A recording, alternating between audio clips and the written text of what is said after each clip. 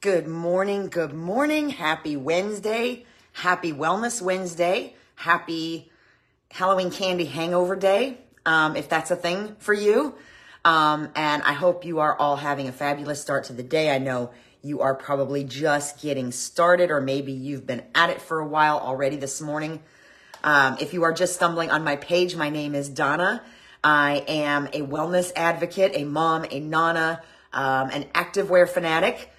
I am a best-selling author, a grad school student studying for my master's in licensed mental health counseling. Well, actually, it's my master's in mental health counseling. The license part doesn't come till much later. And it was on my heart for a long time to start this. And the reason that I started Wellness Wednesday is because I have been on a lifelong journey with anxiety and depression. Good morning, Miss Danielle.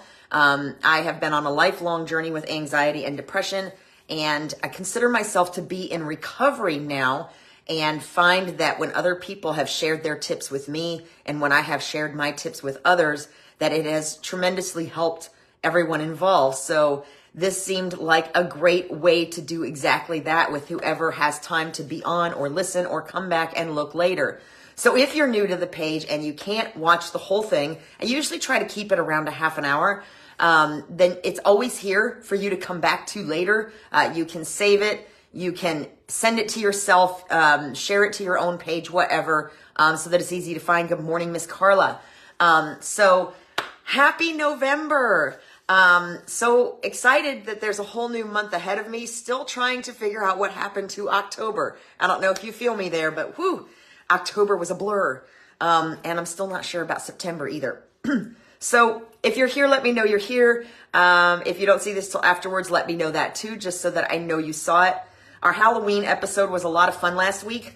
I'd like to believe that it was one of the highest viewed episodes ever. I don't know. I'd like to believe it was because of the content, but I really think it had a lot to do with the bat glasses I was wearing last week. So don't be surprised if you see more props in the future, but not on a regular basis. So I certainly learned a couple things when I was preparing for last week's Halloween episode that I didn't personally know. But now we're going to get down to the business of the things that get us in trouble. I actually have some exciting topics planned for the rest of the year. I know, scary, right? I've got it planned for like the rest of the year. So stay tuned. But today we're going to talk about triggers. Now I know not everyone, including me, is necessarily a fan of that word. But they are a real thing and not necessarily what you would picture based on mass overuse in current cultural references, right? So what is a trigger? I have a little tiny fly in here that's driving me nuts. So if you see me waving, there really is something there. I'm not seeing ghosts. So the basic definition of a trigger is that it is a stimulus that elicits a reaction. Okay, well, if that's the case, if that was the actual definition we were working with here, then everything would be a trigger because, there's that whole cause and effect thing, right? So everything does elicit some kind of a response, good or bad, right?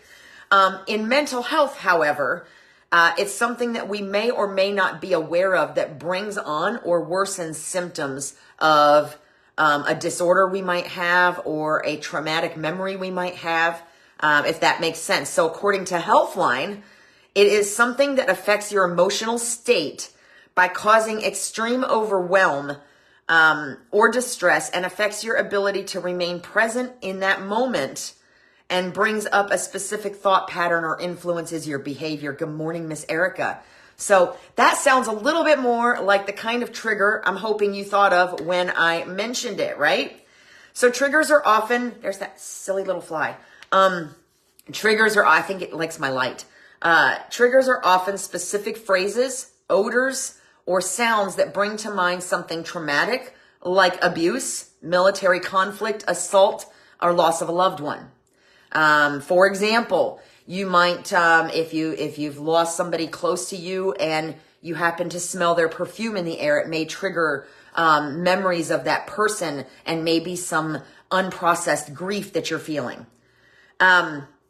So these are often associated, as I said, with trauma or mental health, maybe a memory of someone that you really miss, or that there's a little bit of unprocessed grief, or that you're still grieving for. Discomfort versus trauma. So this is where we get mixed up with current media coverage. A trigger is not something that makes you necessarily uncomfortable. Lots of things can make you uncomfortable. They're not particularly real triggers. Triggers are more related usually, like I said, to trauma or loss, or in the case of somebody that's experienced addiction, something that makes them want to feed that addiction, even if they're in what we would call recovery, right? So it's not a subject matter that would just make you uncomfortable. And that's how it's used a lot in our current culture. It is something that causes a flashback in some form or fashion that wouldn't normally cause that reaction. For example, somebody, good morning, Miss Stacy, someone who has served in the military or who has experienced war, obviously will have that reaction from fireworks. And it's something that normally wouldn't cause that reaction. So fireworks are probably the thing that we most know in our culture to be a legitimate trigger, especially for somebody that has served in the military. In recovery, like I just said, a trigger can often make a recovery process go backwards temporarily. Substance abuse, eating, anxiety, anything like that. There may be certain triggers that take you backwards. Now, I had a couple of personal examples, and there was actually one that I really wasn't prepared to talk about because it's still a little bit of a thing for me. I'm dealing with it right now, but it also involves people who, if they happen to stumble upon this video, it might hurt their feelings. So I did come up with an example that was that I had forgotten about. So I want to talk about that a little bit. So when I first got on Facebook, I was reunited, if you will, with some people that I went to school with, some that were friends, and some that I was actually surprised that they accepted my friend request because we weren't really friends in school. So Facebook kind of, in of itself, started a process that I wasn't necessarily quite prepared for at the time. But more specifically, there was almost immediately, within the first 3 months I was on Facebook, along with all these reconnections, there was almost immediately information circulating about a high school reunion for the first high school that I went to in the place that I grew up. Now, if you have watched previous Wellness Wednesdays, you would know that I was picked on quite a bit as a child. And I don't know if I call it bullying. I call it bullying now because I never felt like I should call it that. Because I didn't get beat up. I didn't get threatened for my money. There was a lot of emotional and mental, unhealthiness going on there. And because of the way things look in today's age with bullying, it just didn't seem as bad to me, but I'm also an adult now.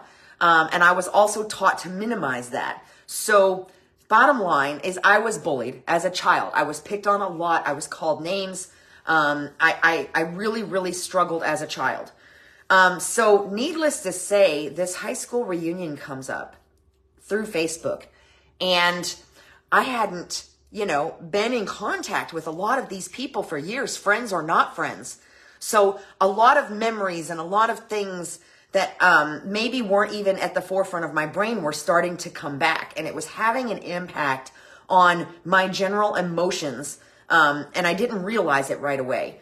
To the point where, in the process of trying to figure out whether I could or couldn't go to this reunion, I started having some pretty uncontrollable emotions where I was crying a lot, and I was my anxiety was way up, and I was really, really struggling to get a hold of myself, and I couldn't figure out why.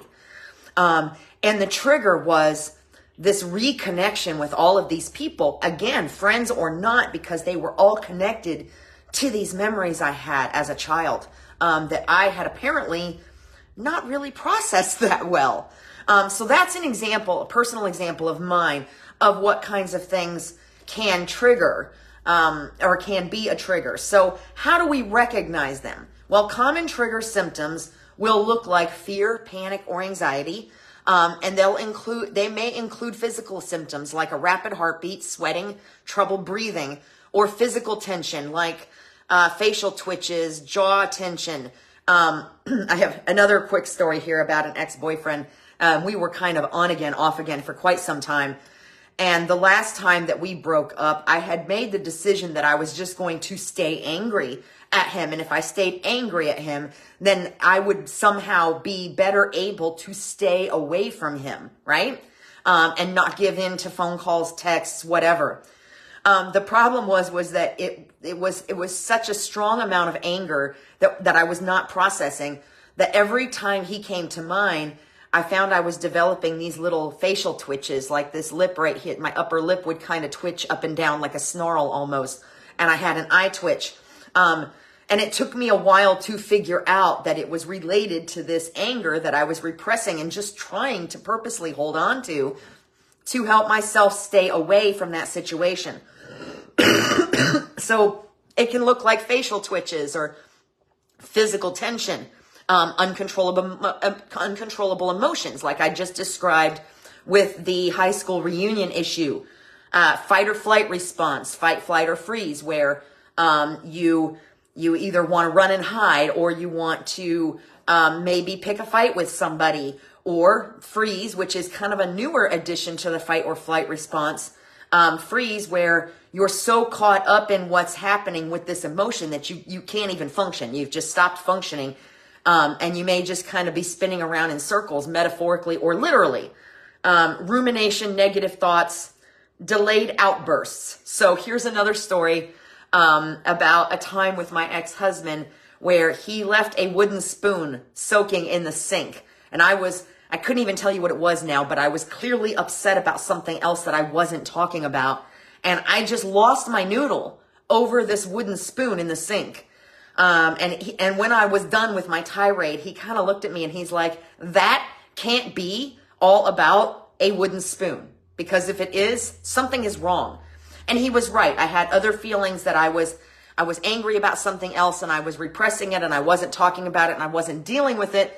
And so this wooden spoon just sparked a very extreme reaction over something that was just really not that important. So that's an example of how we can recognize a trigger symptoms. And then of course, flashbacks, because if there's trauma, a lot of times triggers bring flashbacks of that trauma, which is most common in PTSD.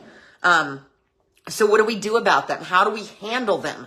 Well, we start by trying to notice the symptoms. In my case, in the case of the reunion, I finally reached a point one day where I was looking at all this stuff and trying to figure out if I could take time off and come up with the money to go do this high school reunion, and going through the whole process in my head of what I would wear and what these people were going to say and what I would say and whether I was good enough. And it was that statement in my head that turned on the light bulb. I had to kind of go, hold up, Donna, what the hell is wrong with you? I mean, literally, that's what I said. And that's what I have in my notes here in parentheses. I'm like, what is going on with you? These feelings and these reactions. And I was literally getting on my own nerves at that point because I was being so extreme and irrational. And so I had to stop. And I had to step back.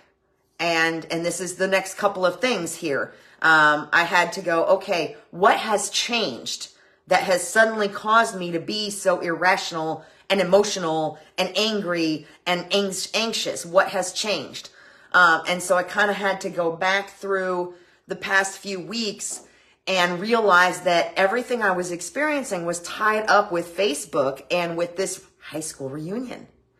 And so then I had to have a conversation with myself about how it didn't matter if I went, because I was a completely different person than I was then. And why was I so worried about going to this thing when so many of these people are not people I ever thought I would see again or cared about seeing again? So it was a process. So I had to notice the symptoms, and I had to be mindful of the thoughts and physical reactions I was having enough to say, okay, something's going on. What's going on? And stop and step back and identify what happened before that started. I had to determine the cause. That's not always so easy, and we'll talk about a way that can happen in a minute. You have to acknowledge your feelings, just like I did, and say, okay, something's going on. And it's not that the feelings are bad, and you don't want to beat yourself up or label yourself for the feelings necessarily, but more of a, this is what's going on, and what is causing this? Why am I all of a sudden so upset about this? So acknowledge your feelings, and then a journal. Okay. So journaling, and I have this is part of the, what can we do? If you are finding that you are experiencing something that's triggering you in a specific way, or 2 or 3 things that are triggering you in a specific way, and we'll talk a little bit more about addictions and anxiety and things like that in a minute. Journaling, writing it down, and that word association thing. There is something to word association, because sometimes I don't remember things from before I was 7 or 8 years old, but the right word is said by the right person, and all of a sudden I have a memory pop up that I haven't thought about in years. So word association works. So if you can journal, this is what I'm feeling, and start talking about when it started and the things surrounding those feelings, then something, a theme may pop up that will say to you, oh, this is what's going on. Another example I have, another ex-boyfriend. I know there's not as many as it sounds like there are. Okay. But we had been seeing each other for a while. And we had been discussing the possibility of renting a home, and a home that wasn't either one of us, so that we could blend our children together. So without any of them having to give up their own territory, if that makes sense. We were trying to be responsible in how we were considering blending our families. And we had this conversation, and we were just fine, and I was just fine. And then he came home one day and said, oh, I found this rental, this 4-bedroom, 3-bath house that we need to go look at. And for the next 3 weeks, I was a basket case, and nobody could figure out why, even me. And again, it took a little bit of journaling. It took a little bit of talking through it, trying to figure out why all of a sudden everything was just on my nerves. It was like I was walking around as a raw nerve. And we finally figured out that it was because of the discussion. It wasn't the discussion about renting a house together. It was the discussion of actually taking action on it and going to look at a house for rent.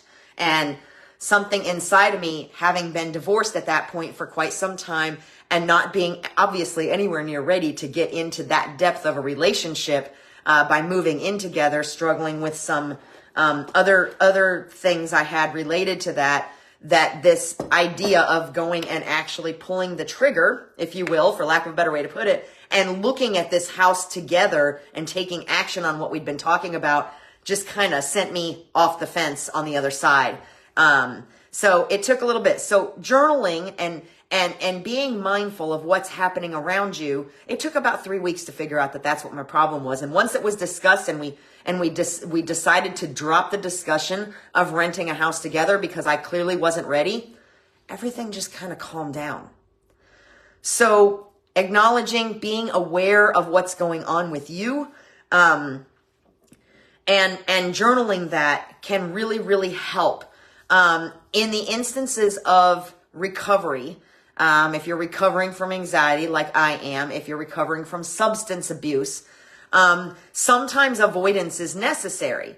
Like for me, for example, if I get around somebody who's very high anxiety, I can't spend very long around that person, or on the phone with that person, because it brings my anxiety up, and I'm often very exhausted afterwards and have trouble getting myself back to a normal level of what I like to call homeostasis.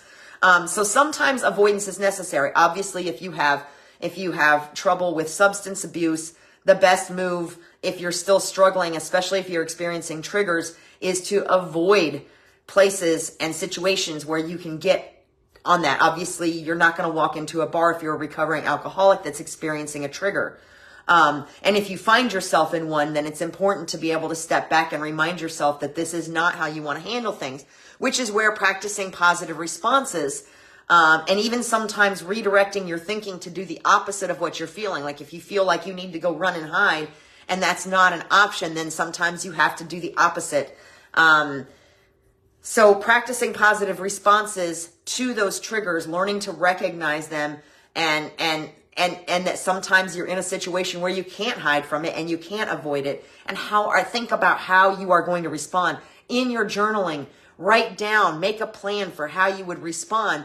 Once you've recognized something that's a trigger and that you might encounter it again, how would you handle it the next time without getting into that trigger? Replacing negative memories with positive. More than once I have talked on Wellness Wednesday about my long-time trip back to Michigan in 2016 after like 26 years, and that I went expecting... I wasn't sure what to expect. I went with a lot of work on my emotions and my emotional responses. And I was able to come away from that trip with some amazing new memories and some amazing new perspectives, and kind of put away and put to rest some of the old ones. So sometimes if you can replace a negative memory that's associated with a trigger you're encountering regularly with a positive memory, that's a big help. For me, music is a big deal. We've talked about that before. Being able to associate songs that brought a rumination or depressive thought with something happy or newer has made a big difference in my ability to listen to some songs where I couldn't for a very long time before. Communicate with I statements if that's an option. If you're experiencing a trigger and it has to do with somebody in your household, somebody in your family, and you have an opportunity and need to get it off your chest, it's important to use I statements. I mentioned I statements, I think, in the Wellness Wednesday prior to Wellness Wednesday episode 53. I think I talked a little bit about I statements. Talking about how you feel in a way that's not accusatory to that person. Because you have to remember, they may not realize they've done anything to trigger you, okay? This may be partly your perception to whatever has been said or done or an action that's taken place or whatever. So, for example, my ex-husband didn't intentionally trigger me by leaving the wooden spoon in the sink on purpose. He had no idea what was going to happen, right? So it's important to think about that and use I statements if you have the option and it's something you have to talk about and you have the opportunity to talk about. That is the best, but it's important in how you approach it. I felt that there was a general disregard for my things when I found the wooden spoon in the sink. I know the wooden spoon's kind of ridiculous, but it's a real thing. And people sometimes have very extreme reactions to very small, minuscule, seemingly non-significant things. So an I statement would look like, I felt that my things were not being respected because it was being left to float in the sink. That's a little less accusatory. It's instead of, you made me mad because you left my wooden spoon in the sink and floating in water and you don't care about my things. See the difference? So using I statements can be really, really important when you're dealing with triggers, if you're trying to communicate with another person. And again, like I said, sometimes avoidance is necessary. Self-care is really important here because in order for you to be in tune with your body and your physical responses and your mind and your mental and emotional responses, you have to take care of yourself. You have to spend time with yourself, and you have to know yourself and where you are so that it's very easy to see. Like I said, in my case, holy crap, Donna, what's wrong with you? You're getting on your own nerves. Stop it.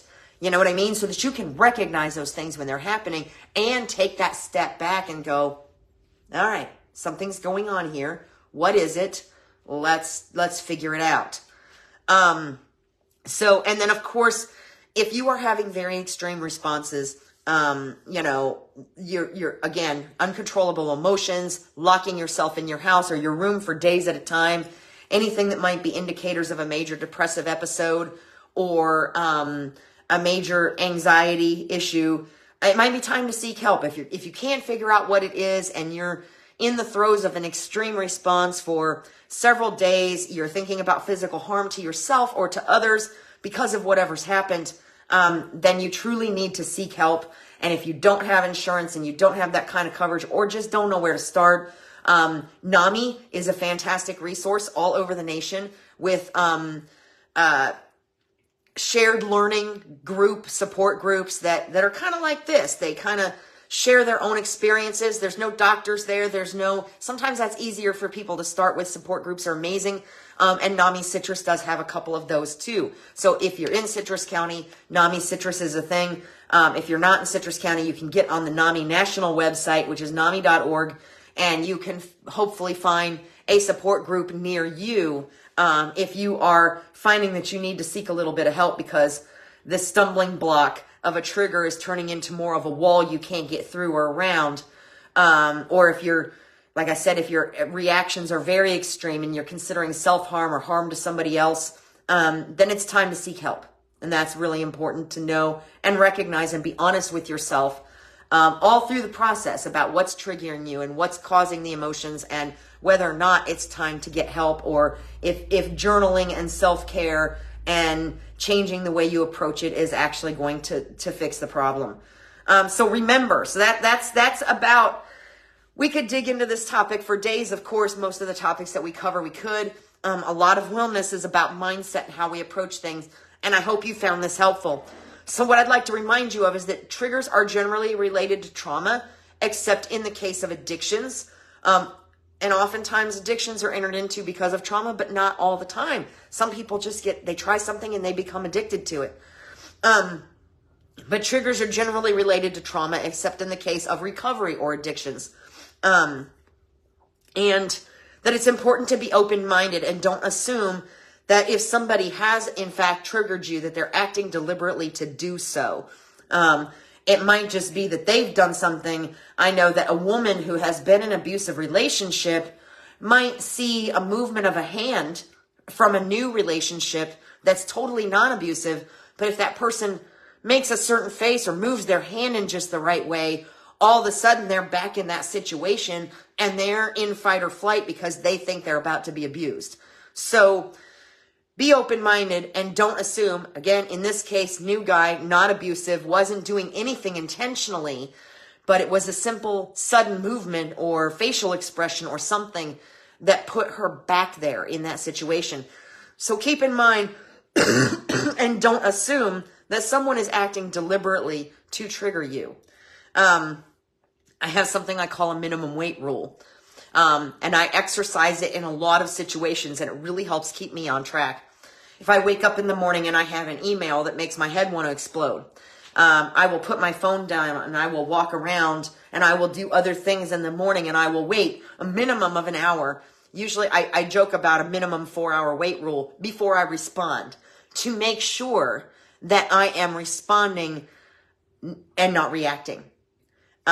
So impose a minimum weight rule if you have to. If you're feeling yourself having a strong response to somebody's action or something somebody has said or anything like that, and you're trying to decide, did they do this on purpose? And you're not sure how you feel or what you should do. The best thing to do, if possible, is always to wait a little bit. Wait a little bit and see how you're feeling. See what are the thoughts that are going through your head and what you're thinking about whatever just happened. And take the time so that you can be responsive instead of reactive, which oftentimes will help diffuse the situation for you and for somebody else if it was actually a person and something they said or did that triggered you.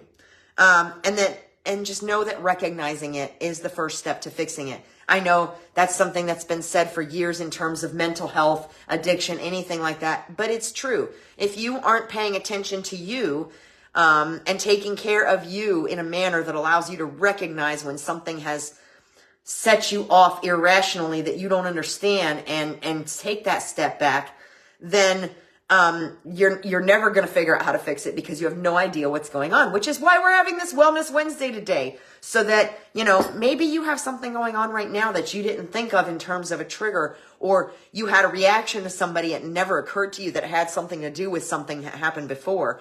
And if this plants a seed, then it has helped and it has made my day, right? So that is all I have for today on triggers. I hope you found it helpful. If you did, please feel free to share it. Drop me a comment. Let me know your thoughts. I'm not seeing a whole lot of questions and comments here. Sometimes Facebook shows me, sometimes they don't. If I didn't see it and you did ask a question or make a comment, I will respond afterwards. Next week, we're going to talk about comparison, because remember what I said, we're going to talk about some things that get us in trouble and how to stop it, or at least how to learn to work around it. So I hope you enjoyed this. I hope you have a fabulous day. I will see you next week. And until then, be well. Bye.